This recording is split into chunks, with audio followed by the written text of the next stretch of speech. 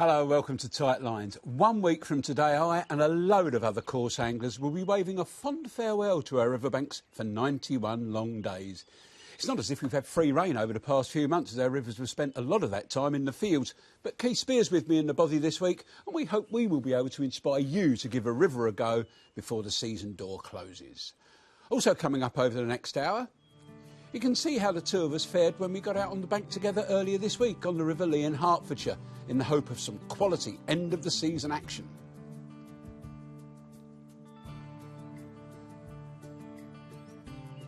We'll also get up close with the centre pin reel, most traditional river anglers' favourite tool of the trade, as Andy Ford investigates just what it takes to construct a real work of art. I'll have some top information and advice in Fishery Focus too, as I take my weekly look at the prospects in store and the best approaches to take for anglers of all disciplines. And in addition to all that, I'll be announcing February's winners in our Young Angler of the Month photo competition, so there's plenty to keep us busy today. Well, thanks for joining me, Keith, twice in a week. Twice in a week, and thanks for asking me. You're welcome, you're being spoiled. Oh, well, I'd like to think so. Now, it's not been much of a season for a lot of river anglers, has it? But you've had a fish of... How long you waited for this fish? 40 years. 40 years. Let's have a look at it. Let's have a look. See if it was worth it. Yes, I did a little jig on the bank when I caught it. Did you really? Yeah. That is a not much of a dance. Magnificent fish. Yes, I was pleased with that one. It weighed? £3 exactly. £3 on the button. Yeah, that is a magnificent fish. And from a river, from a small river, I mean, we're seeing more and more big roach coming from carp lakes where they feed on boilies and pellets, but that's a natural river roach. Got there by eating, as Yogi Bear would say, nuts and berries for those of a certain age. Wild fish. Yeah. Well, it means so much more, to be honest. For me, it does. I have been fishing for roach all my life. I really enjoy fishing for roach. But to me, the important thing is to catch the wild ones. I can probably have gone to lakes all over the place that are carp waters that have been stocked with carp where the roach have been largely ignored and fish for them. But I'm never absolutely certain that they're the real thing. Yeah. There's always a hint of bream or something else in there. With these fish, you're more sure that they're certainly proper roach. Proper redfins. And, yeah, pleased with that. Immensely pleased. Yeah, I'm sure you were. And I was pleased for you. Well, with just the dying embers of the season remaining in the hope of catching a big roach myself, Keith and I got out for a session together a few days ago. We headed to his club's private stretch of the Upper River Lee in Hertfordshire to fill our flowing water. Waiting to end the season. Wowie. Oh, no, come away, come away, come away, come away, come away.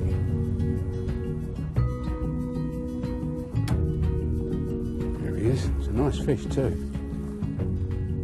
I don't care what anybody says, these are the hardest fighting fish pound for pound in British water. No doubt about it. And I'll include sea fish in that as well. This time, come on Cuthbert. There he is. There he is, that's got him. Lovely fish. Still looks angry now.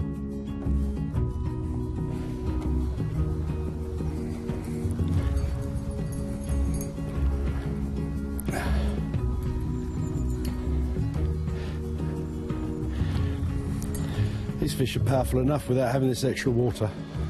Right, it's starting to win a bit now. No, it's not a particularly big fish. Just a particularly fit one. Oh.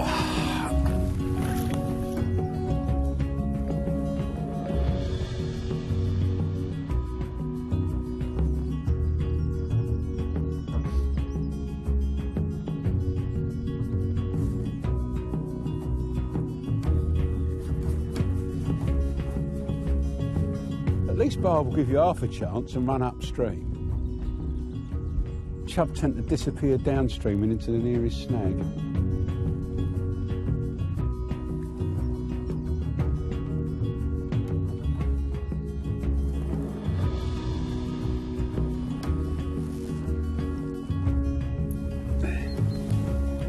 It's more like the stock size.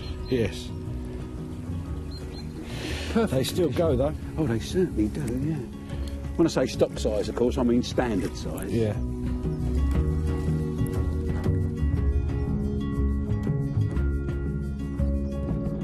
really is the most incredible fishing.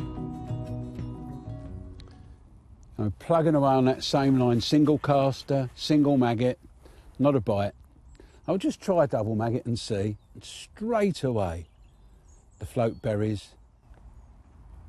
And it's another bar. Well, this one's fighting a bit dogged. It's not doing much. It could be a slightly bigger fish, this one. Oh no, it's a... Ooh, just...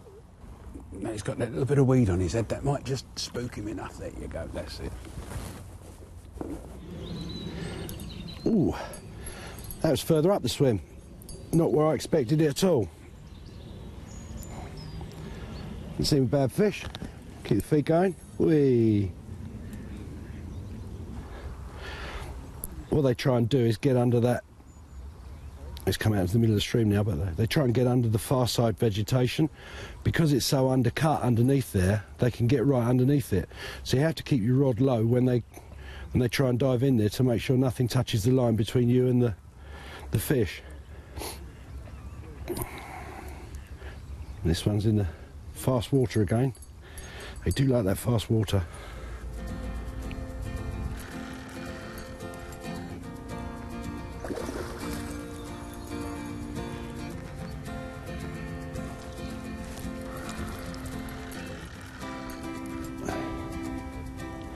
There we go.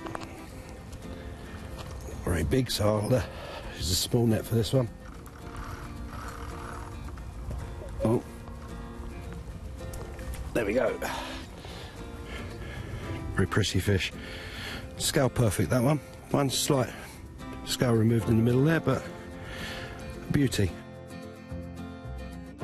Not sure if this is a bigger fish or if it may be not hooked in the pointed end, because it won't come upstream. That's a big roach, mate. If this is a roach, I'm going to kiss you. Oh, God. Where's the scissors? Gorgeous day. It is a gorgeous Very lucky.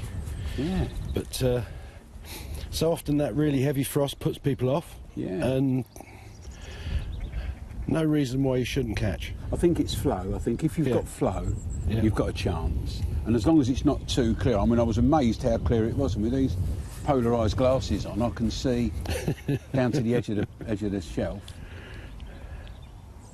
If this is hooked in the right place, it's a big one, you know. This Yes. is. The first one I had was probably, it was the right side of £5.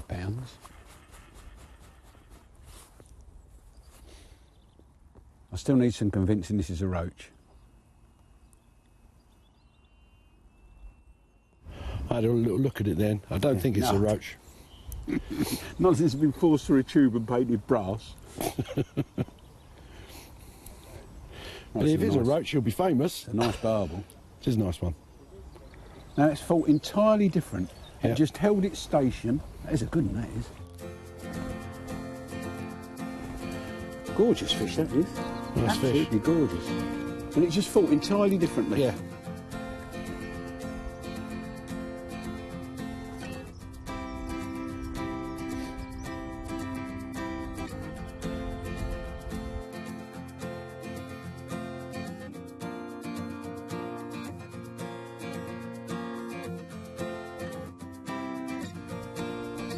Well, at last I've hooked a fish. It isn't a barbel. A cracking dace. To be honest, I thought we'd catch some dace today with this weather as it is. That's the first one. Love a bit of cold, the dace. Still the roach are evading me.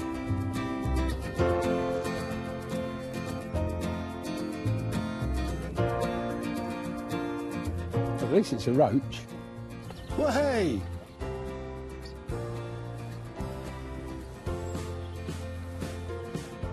Not quite the right one,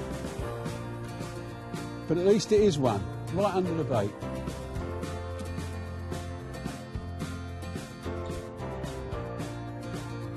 At the time you'd expect the barbel to start feeding.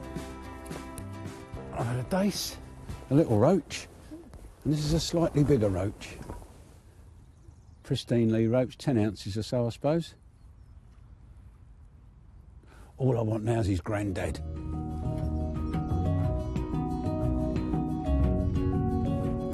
Just as I was thinking the barber might have shut up shop for the day, having a roach and a dace and losing a perch. I lost a perch a little while ago as well. Saw it as it came up just under the surface. Mr. Bertie the barber has decided to have another munch. Will the combination of space age carbon fibre and a classic centre pin reel do its job? It will.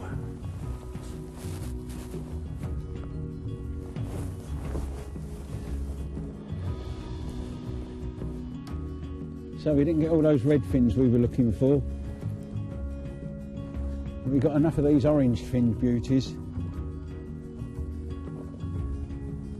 to make it probably the most memorable day I've had this season.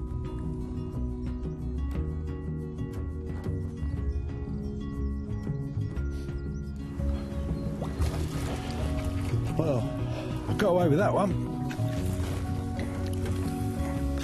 That's a lovely fish and a great way to end the season. It's been a super day down the river with Keith. Really enjoyed it.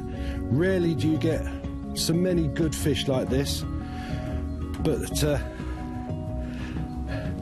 that's a little beauty to finish up with.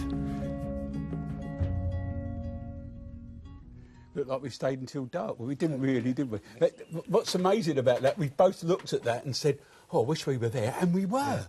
What an amazing day. Yes, very enjoyable. It was a shame we didn't get those big roach, but with that number of barbel feeding, it's just so difficult. You won't get the roach going when the big barbel are on the feed like that, and they were just camped in there going for it. Yeah. And I don't mind when it's like that, isn't it? I'll certainly have worse days.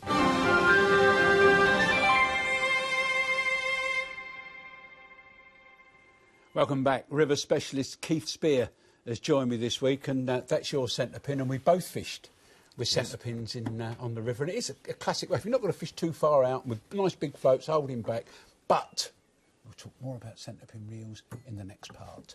The rigs and tactics we use now. I know it's a small river, so we have to sit down, but I love nothing more than being in waders with a bait apron on and feeding like that. But small rivers, you can't really do that, can you? Well, it's about being comfortable on the bank, and indeed we don't allow wading there anyway, so we would have been. But yes, wading in a river is great. It's a perfect way of fishing. You get down low to the surface of the water. Yeah. It's an ideal way of fishing for me. But I have to, if I'm on the bank, I have to sit on a box. I can't sit on a chair. Oh, no. And I can stand, but that always seems too high, too far away. Especially on a little river. It's all and also with those, I mean, the reeds are down a bit this time. The sedges are down. Yeah. The sedges have edges. Did you know that? Rushes around. And just in case you didn't know, but you get a little bit of cover from them, don't you? You keep low to the skyline. Being skylined is the river angler's nightmare. People moving about behind and stuff, I think. But the rigs, you've bought it. This is the actual rig you used. That's the one I was using the other day. And I know it's a fairly new float because I saw you at the big one walking out with a carrier bag full of the flipping things. Yes. Funny enough, I had some of them last year as well, but I wanted to replace them. That's quite a big dome top float. It is a big float, yeah. And what I've done on this one is that I've overshotted it. That's a 16 number 4. And it looks like we've lost a shot because I'd overshotted it to the point with 17 number 4s on there. Oh, yeah. And it meant that it kept the tip quite well down. I had to hold it back to hold it up slightly. Yeah. Where I was fishing was a really boily swim, and basically just want to get the bait down as steady as you can. Yeah. Nice big float to get through the boil, and then I was holding it back as it got down to where the fish were at the bottom end of the swim, where the water quietened off slightly.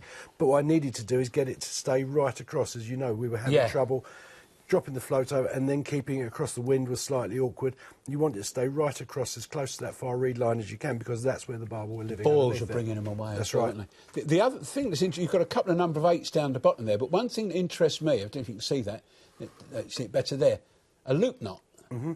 Now, when I fish rod and line, I always use a water knot. I know you do. Now, I know it's more awkward, because you lose, every time you tie a new hook length on, you lose a little bit. But the reason why I do that, I find that loops cause twist on the hook length, and it drives me mad. When the maggots come back and the hook length is that long and that wide, it drives me mad. But you use heavy hook lengths, don't you, for your barbel fishing? For barbel fishing, yes. roach fishing, it's entirely different. You have to fish much lighter, and I will fish as light as I can given the circumstances. So I will fish for barbel with fairly what are deemed to be unreasonably light tactics, but I know that I can land the fish on that sort of gear, then I will go for them. It's all about balance tackle-wise, isn't it? Absolutely about balance tackle, because without balance tackle you will break up or something will go wrong. I use the loops, and if you have the longer loops, you get less spin, but I also use very often a little tiny size 20 swivel. Oh, do you? In between the two, and that takes away the spin, obviously. Another way is to make sure that when put bait on like maggot, you top and tail them. Yeah, oh yeah. So the big end is with the eyes, they're not eyes, but the two little marks goes on first, and then the pointy end, or the end with the mouth and the feed in it, goes on second. That stops them spinning up.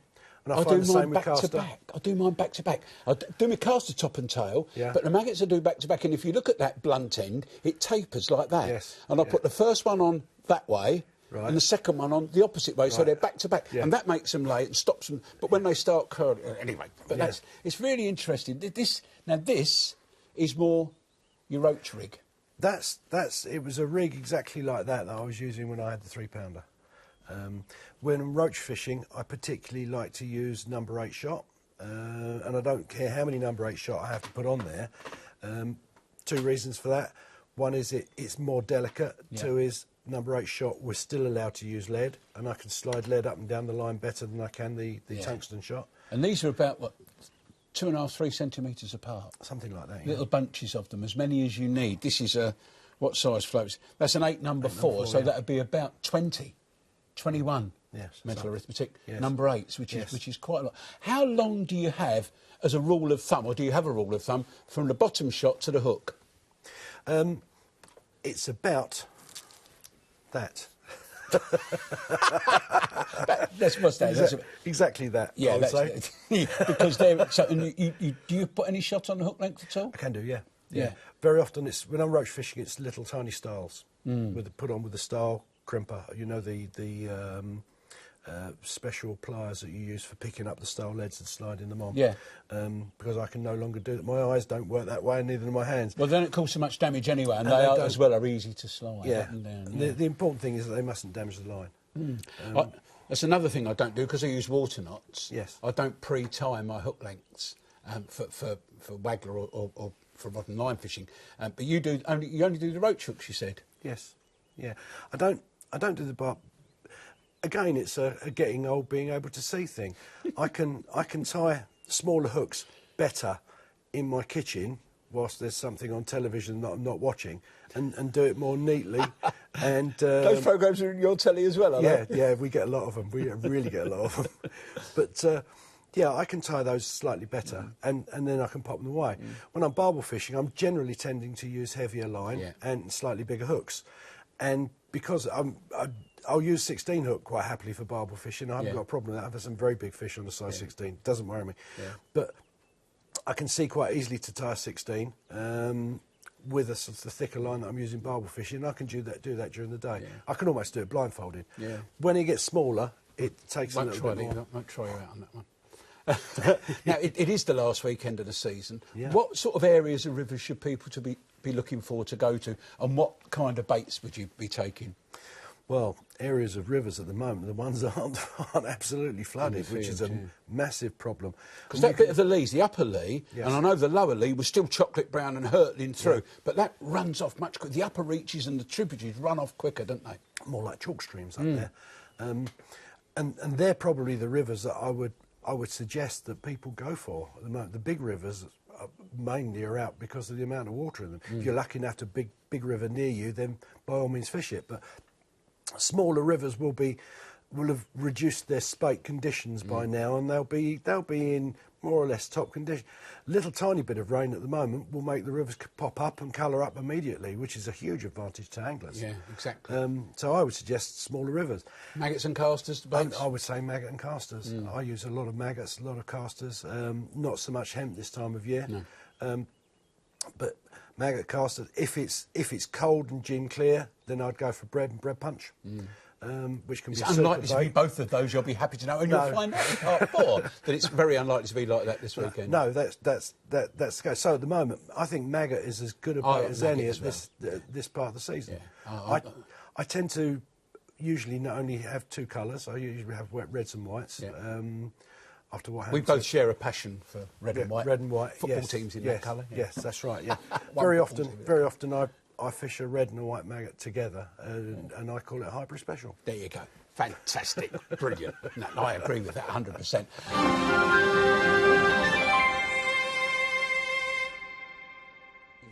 Look at that. Yes, that was a nice one from the same peg you fished. So, yeah, just go and rub it in. What's that, 2? Yeah, conditions were altogether better then. That was £2.11. £2.11, Yeah. amazing. Much better. Didn't have a hard frost in the morning. Yeah, that does put roach off, but it doesn't necessarily put the bigger fish off. It's amazing, isn't it, really, when you think about it? Now we've said a few times that it is the last week of the river season. We've got, the last weekend. We've got all next week to go out until Friday. I'm, you probably know, a retentionist. I think we should have the closed season for more reasons than just allowing the fish a bit of peace and freedom to spawn. I think that rest makes them come back hungrier than ever afterwards. What are you? Which side are you on? I'm a retentionist too. Are you? I would keep the closed season.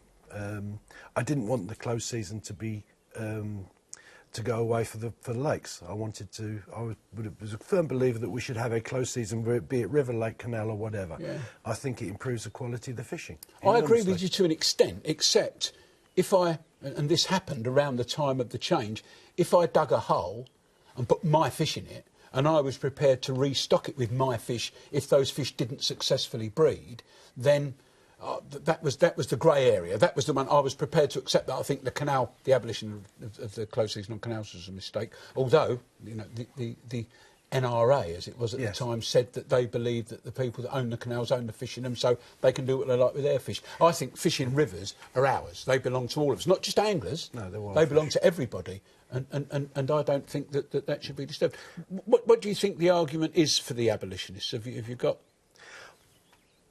The best argument I've heard is that the fish don't spawn at the times of year we have the closed season. We know dace and pike spawn very often in February, when the season we can still fish. Barbel are still spawning in June, July very often. And tension carp. And tension carp can spawn 2 or 3 times a year sometimes. They'll spawn in the spring and they'll spawn in autumn sometimes. So it's not about whether they're spawning, because spawning fish don't eat anyway. Not when they're actually in the throes. When they're actually in the throes of it, they don't eat at all. They will do before and they will do afterwards. Yeah. And I would personally, in our club, we would look at it from the point of view that if the barbel were spawning late in one of our rivers, we would stop the fishing. We would make sure that they were allowed to do what they need to do. I think that's only right, because, as you say, the fish are wild. They belong to everyone. And they should be respected by everyone as well, and that includes the anglers. I mean, it's easy for especially the anglers. Especially the anglers. We should cherish it more than anyone. Yes, it's easy to me. I want to go fishing, and yeah, I want to go fishing, but I'd rather see them looked after properly, and that we've gone to enormous lengths on that river that you and I fished to, if you like, manufacture a fishery. None of that is that, as we said before, that is not a natural fishery. The habitat has been put in place by anglers over the years, and because you have great habitat, the fish follow. It's not about the food that goes in. It's not about anglers' bait. If you produce really good habitat, you will produce really, really good fishing, and any club can do that. But it involves a lot of effort, and the harder you work, the better it becomes. Well, I've got no argument there. I think that's possibly the most perfect river fishery that I've ever been on, and catching fish like that are in their natural wild fish, fantastic. Create more habitats like it for me. That's it for another week. A reminder, you can keep in touch with what's going on here on Twitter, yes, gone already, and our website. You can find films and other features on there too, and of course you can contact us on email as well. Thanks for your time this week, Katie. Always a pleasure. Oh, mate, it's always great talking to you. Next Friday, my guest will be one of the most famous anglers ever to grace the match fishing scene. 4-time world champion, Bob Nudd, MBE, the man in the white hat. Make sure you join us then. We're on at 7 o'clock on Sky Sports 3. That's next week's show. Myself and Bob Nutt, MBE, 7 p.m, Sky Sports 3. Remember, the show's also available every week on demand in the Sky Sports section of Catch Up, along with a few specials and a few past episodes. Have a great week, especially if you're out in a river and tight lines. Thanks, mate. Thank you. Lovely Thank you very much. Thanks.